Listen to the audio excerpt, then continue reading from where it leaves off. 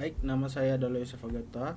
Saya berasal dari mahasiswa Fakultas Ilmu Sosial dan Ilmu Politik, jurusan Ilmu Politik dengan NIM 1809060686. Saya akan menjelaskan dengan perbandingan sistem pemerintahan negara Australia dengan Selandia Baru.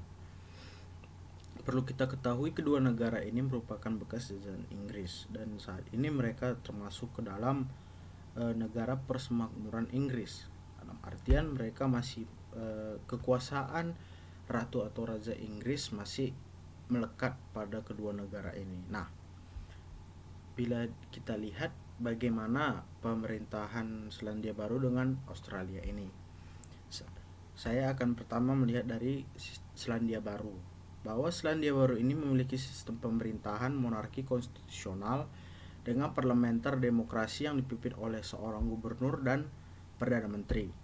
Sebagai dua jabatan ini merupakan sebagai perwakilan Ratu Inggris. Kekuasaan ratu dan gubernur jenderal dibatasi oleh kekakuan konstitusi dan mereka biasanya tidak dapat dijalankan tanpa nasihat dari kabinet. Sementara itu, Perdana Menteri bertanggung jawab kepada parlemen. Parlemen memegang kekuasaan legislatif dan terdiri dari yang berdaulat dan Dewan Perwakilan Rakyat di Selandia Baru. Kedudukan tertinggi parlemen berada pada yang berdaulat dan Dewan Perwakilan Rakyat dipilih secara demokratis dan pemerintahan dibentuk dari partai atau koalisi yang menguasai kursi di dewan. Nah, kalau kita lihat dari sejarahnya, ketika Inggris mengalami kemunduran perang akibat Perang Dunia Kedua, itu menandakan berakhirnya British rules the waves, sehingga kemudian Inggris memutuskan untuk memberlakukan pemerintahan secara tidak langsung melalui sistem Westminster. Status Westminster ini mulai berlaku sejak 1947 melalui pemerintahan melalui struktur pemerintahan Selandia Baru menjadi sovereign state with democratic parliamentary government based on Westminster system. Sumber hukum utama berada dalam konstitusi Inggris. Akhirnya, sumber hukum bagi Selandia Baru adalah kumpulan dari hukum-hukum lokal dan mereka ini dan hukum ini sebagai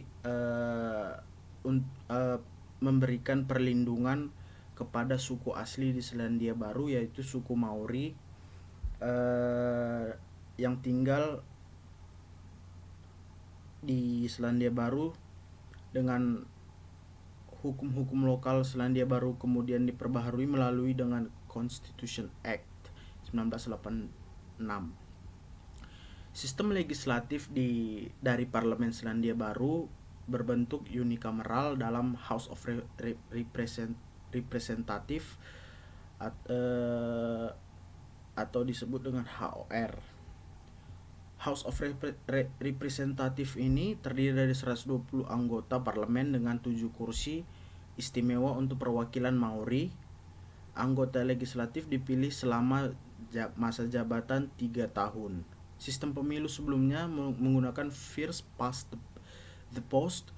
Dalam sistem pemilu pertama ini merasa tidak adil terhadap partai-partai yang kecil dikarenakan dalam sistem ini merupakan ladang monopoli partai yang besar, sehingga mereka membuat sebuah referendum untuk mengganti sistem first past the post ini menjadi mixed member proporsional atau MMP.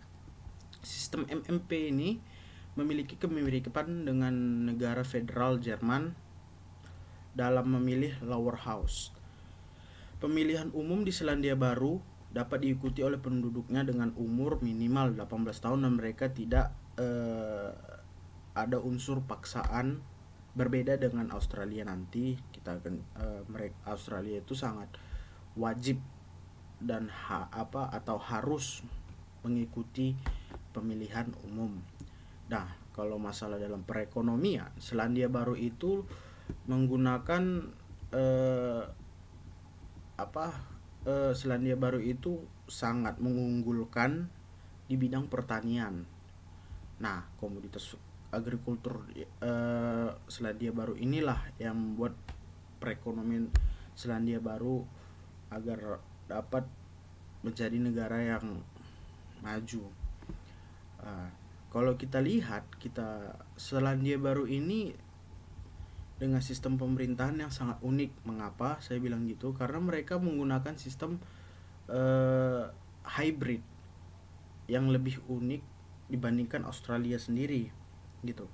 Dan mereka ini istilahnya karena pemimpin tertinggi Ratu Inggris, namun mereka juga memiliki perdana menterinya, dan istilahnya berbeda lah dengan negara-negara yang di bawah jajahan Inggris lainnya.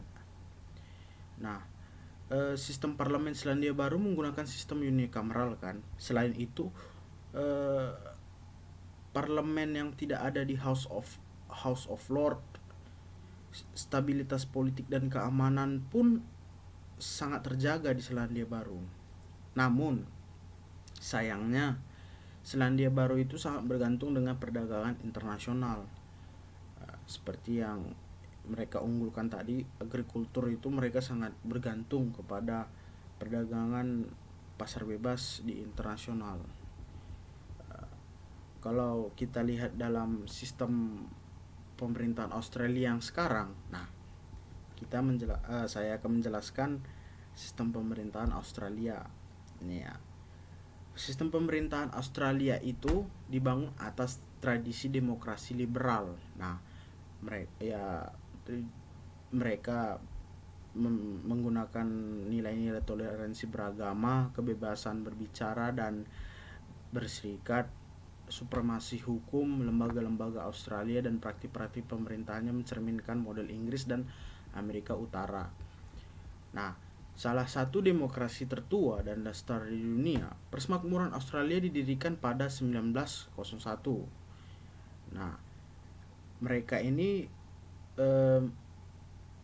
sepakat untuk menjadi negara federal dengan 6 negara bagian, dan praktik dan prinsip demokrasi yang membentuk parlemen kolonial pra-federasi diberlakukan oleh pemerintahan federal Australia. Yang pertama, pemerintahan Australia didasarkan pada parlemen yang dipilih secara populer dengan 2 majelis, Dewan Perwakilan dan Senat. Para menteri yang diangkat dari kedua majelis ini menjalankan fungsi eksekutif dan keputusan kebijakan dibuat di dalam rapat.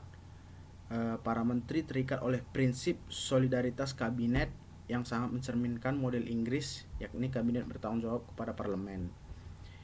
Gubernur jenderal memiliki kekuasaan yang luas di Australia. Berbeda dengan Selandia Baru, Perdana Menteri yang lebih unggul. Namun di Australia berdasarkan gubernur jenderal ini berdasarkan konvensi yang hanya bertindak atas saran para menteri dalam hampir semua urusan. Nah, itu kekurangannya. Nah, di Australia memiliki undang-undang yang tertulis sama seperti Amerika Serikat, dan ini sangat berbeda dengan Inggris yang tidak memiliki konstitusinya, tidak tertulis maksud saya. Nah, Undang-Undang Australia ini merumuskan tanggung jawab pemerintahan federal yang mencakup hubungan luar negeri, perdagangan, pertahanan, dan imigrasi. Pemerintah negara bagian dan teritori bertanggung jawab atas semua urusan yang tidak dilimpah kepada persemakmuran, dan mereka juga mematuhi prinsip pemerintahan yang bertanggung jawab. Di negara bagian, ratu diwakili oleh seorang gubernur untuk setiap negara bagiannya. Pemerintahan dibentuk di Dewan Perwakilan Rakyat oleh partai yang meraih mayoritas di majelis tersebut. Partai minoritas di Australia seringkali menjadi penyeimbang kekuasaan di senatnya, yang berfungsi sebagai majelis kaji ulang keputusan-keputusan pemerintah. Para senator dipilih untuk masa bakti 6 tahun, dan dalam satu pemilihan umum biasanya hanya separuh senator yang menghadapi pemilih. Kekerapan pemilihan umum nasional yang harus diselenggarakan dalam jangka waktu 3 tahun sejak sidang pertama parlemen federal yang baru. Masa bakti rata-rata parlemen sekitar 2,5 tahun. Pada praktiknya, pemilihan umum diadakan ketika gubernur jenderal menyetujui permintaan dari Perdana Menteri yang memilih tanggal pemilihan umum. Nah, kalau dalam permasalahan pemungutan suaranya, ya seperti yang saya bilang tadi, bahwa di Australia itu pemungutan suara itu di atas 18 tahun dan wajib, harus. Dan pemilihan ini bagi pemerintahan federal ataupun negara-negara bagiannya. Kemungkinan dari pemilu yang dapat berujung pada denda atau tuntutan pidana bila tidak mengikuti atau memberikan hak suaranya dalam pemilihan umum. Nah, inilah yang mengapa Australia dianggap memaksa dalam pemilihan umumnya. Nah, kalau partai di Australia, ada 4 partai politik utama di Australia. Partai Buruh Australia adalah Partai Sosial Demokrat yang didirikan oleh Gerakan Buruh Australia. Dan Partai Liberal, Partai Sayap Kanan Tengah, Partai Nasional Australia, dan Partai Negeri yang konservatif yang mewakili kepentingan pedesaan, dan yang terakhir adalah Partai Hijau Australia, Partai Sayap Kiri dan Lingkungan. Hubungan antar tingkat pemerintahan di Australia, parlemen negara bagian kepada undang-undang nasional dan konstitusi negara bagian, hukum federal mengalahkan hukum negara bagian yang tidak selaras dengannya. Karena ya negara-negara federal itu kan pasti pemerintahan federal itu sangat tinggilah kekuasaannya. Nah, Dewan Pemerintahan Australia ini atau disingkat sebagai SCOAG ini adalah forum untuk memprakarsai, mengembangkan dan menerapkan reformasi kebijakan nasional yang menuntun tindakan kerjasama antar 3 tingkat pemerintahan, yaitu nasional, negara bagian atau teritori dan daerah. Sasarannya mencakup penanganan isu besar dengan kerjasama dalam reformasi struktural pemerintahan dan reformasi untuk mencapai ekonomi nasional yang terintegrasi dan efisien serta pasar tunggal nasional. Nah, Dewan Pemerintahan Australia ini terdiri dari Perdana Menteri Australia, Perdana Menteri negara bagian, dan Ketua Menteri Teritori, dan Presiden Asosiasi Pemerintahan Daerah Australia. Nah, Dewan Menteri terdiri dari Menteri Nasional, Negara Bagian, dan Teritori, dan bila relevan, perwakilan pemerintahan daerah dan pemerintahan Selandia Baru bertemu secara teratur untuk mengembangkan dan menerapkan tindakan antar pemerintahan di bidang-bidang kebijakan khusus. Jadi ada banyak perbandingan negara Australia dengan Selandia Baru dalam sistem pemerintahannya. Kalau Australia itu sangat mengikuti negara Amerika Serikat yang menggunakan demokrasi liberal dan negara federal, dan perbedaannya adalah mereka menggunakan gubernur jenderal dan perdana menterinya serta negara-negara bagiannya yang dipimpin oleh perdana menterinya. Nah, sedangkan Selandia Baru ini yang tadi kita sebutkan hybrid, mereka memang benar-benar menyesuaikan dengan kondisi yang ada di negara tersebut dengan sistem pemerintahan yang tidak terlepas, kalau saya bilang tidak terlepas dari kekuasaan Inggris. Nah, kalau bisa dikatakan bahwa kedua negara ini merupakan negara persemakmuran yang sangat sangat maju lah dibandingkan negara-negara persemakmuran lainnya. Bahkan kedua negara ini sangat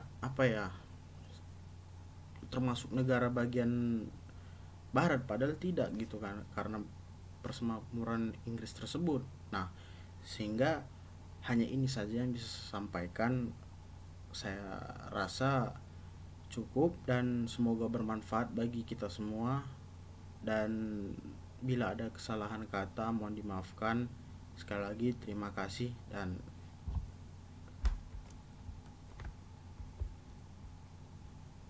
baik-baik saja.